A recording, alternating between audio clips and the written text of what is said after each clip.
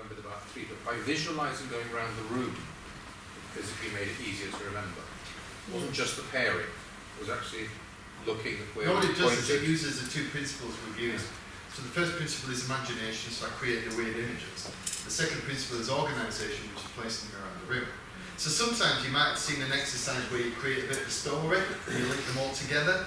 That is fundamentally weak. That's not a great technique at all. And because what you do is you're not using organisation, you're only using imagination. But using it around the room is absolutely awesome. Now, in terms of applying it for school, there's not always too many applications. If you've got a list of something to learn, that'll work. But what you need to do is you've got to use a different journey for each list. But if you've got a list of 10, 15, 20 things. But in terms of the pairing, you put 2 at each one. You don't put more than 2, and you don't need to do it one. If you do it in pairs, it works the best. How do you numbers like you did with all memory? So what you do is you take each number and you turn it into a letter. So 1 is A, 2 is B, 3 is C, 4 is D, and so on. For every pair of numbers, you get a pair of letters. So give me a 2-digit number. 3. So that gives me DH, right? And those are then the initials of a famous person, which is Damon Hill, who was a Formula 1 driver from the 90s. So what I have is I have 100 people from 00 to 99. So give me a 2-digit number. That's Margaret Thatcher. So that's a bit unusual because that is one bit A and O. And I decided just to change it a little bit and use somebody from 10 Downing Street. So Margaret Thatcher. But she was a strong character because I like strong characters. Because when you're learning a lot of numbers like 22,500, you need strong characters. And what I did was I ended up having 45 locations like this building. I'd have a 100-stage journey at each one. So this room for me would be 10 stages. Not just one, it would be 10 in here. And I put 5 at each stage. So I put like, in here I put 50 digits, then go into the hall, put another 50, then downstairs 50, and then ended with 500. So I ended up with 45 locations, 500 digits at each one, and it's 22,500. And you just learn station by station by station. Yeah, I learned it in 500 number blocks to make it easier. That worked for me. So what I did was I learned 500 digits in an hour quite easily. The problem was the accuracy. So I could learn 500 digits and do 99% accuracy with one reading. I'd only get 5 numbers wrong. It would take me 10 to get it to 99.5%. It would take me 50 to get it to 99.9%. It would take me over 100 recitals to get that last 0.1%.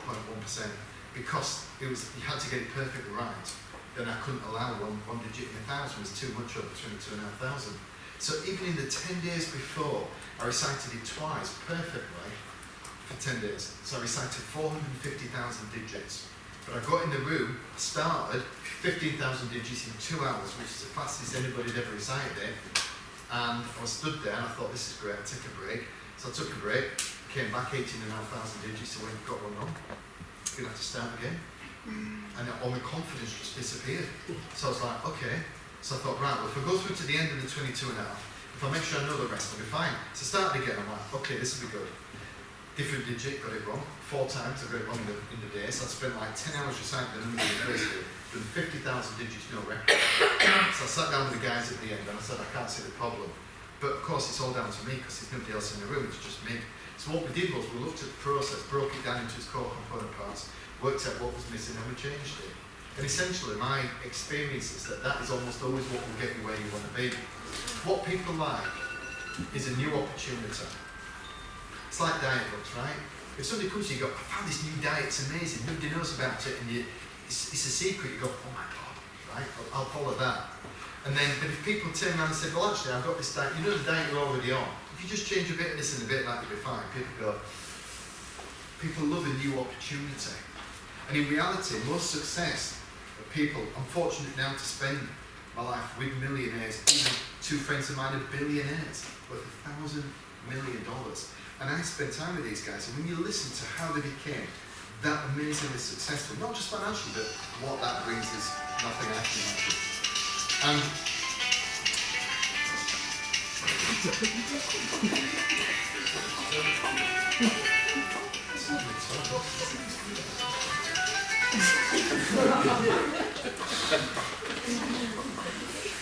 so what I've discovered, working with people at that kind of level, is that it is small marginal gains.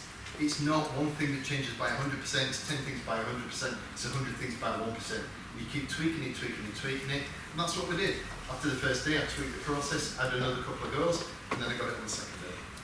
That's what they did, the same principle for the site tour, didn't they?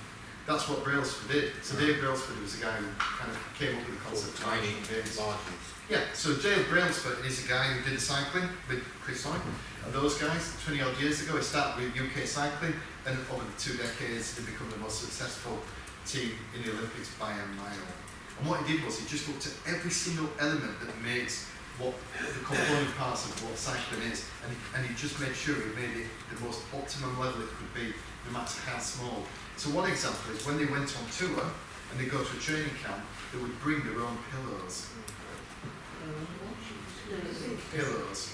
Because they knew that if that's what helped them get a good night's sleep at home, that's probably what's going to help them get a good night's sleep away. And when you do that over 1,000 things, that's what makes them successful. So it's marginal gains, but we don't like marginal gains. We like to just try something new. It's what our instinct is to try something new. But actually, we're already very good at what we do. It's just about finding those areas that we need to change. The problem is, have we got the capacity for it? Because my experience is that people just don't have the capacity for change. We know what we want, we know what we should change, we know what we should do, but we just can't do it. And I'm the same. 10 years ago I was 20 stone, 130 kilos, and well, just over it, just too much eating, no exercise. And you know, I lost 5 stone in 5 months, 30 kilos in 5 months. Once I decided I was going to change, that was fine, but it was brutal. And to this day, my number one issue is my weight. Just yo-yo all the time. But, you know, I go to the gym, that's me. It's bad habits, isn't it? It's bad habits. And then for the guys who are studying, you know, that's all it is. Have a go with your mind mapping, have a go at a couple, see if you like it. By the way, you've all got access to me, so send it through to me. I'm going to get in touch with Stuart, send in the slides. So you'll all get a copy of the slides if you wish to have them. And then anybody wants to send me mine, particularly the students, very happy to look at them. I'll give you a bit of feedback and help you back in return. Has anybody got any questions? Yes? Yeah, just with sometimes when improving learning, but sometimes people are affected by external factors, environments, and so forth. What advice would you give? You know, like for example, maybe someone's been memorizing, and then they suddenly get into the exam and the sort of nerves, does that overcome the nerves? Or Nerves in the environment. Nerves isn't the environment, nerves is you, you're nervous, not the environment. So the environment you think makes you nervous, but you make yourself nervous. So there's a very interesting video I saw 2 weeks ago about nerves, just as a little kind of mind bender. So this guy called Simon Sinek did this interview, and what he discovered, he went and, we know that speaking in public is the number one human fear, right? And so what he did was he went and spoke to people and he said, how do you feel when you know you're going to be stood up speaking in public? And he said, people said, well, my heart rate goes up. I feel a bit clammy, a bit sweaty. You know, I feel a bit dry in my mouth and I feel anxious and uncomfortable. And what he then did, and so the diagnosis is I feel nervous. Then what he did was he went and interviewed some Olympic athletes. And he said, when you're on that line, or you stood at the side of the pool and you're ready to go in your race, how do you feel? And they said, my heart rate goes up, I feel a bit anxious, you know, my breathing goes a bit shallow. So I have exactly the same symptoms. And he goes, so you feel nervous? And he goes, no, I feel excited. Because this is my moment to shine. I've worked 4 years for this. That's what I live for, to get in that state. So the problem with nerves is, chances are, if you're nervous, it's because you didn't do enough work. Because the biggest problem with students is you just don't do the right work at the right time. So they wait until Easter, before GCSEs, Easter before A-levels, then they try and cram. And they know that's a bad thing to do. They can't help themselves. And as parents, we try our best, don't we? Come on, start at Christmas, it'd be great. Come on, then you won't feel as nervous. And you go, yeah. Then of course, the white, you know, they get to Easter and the kids go.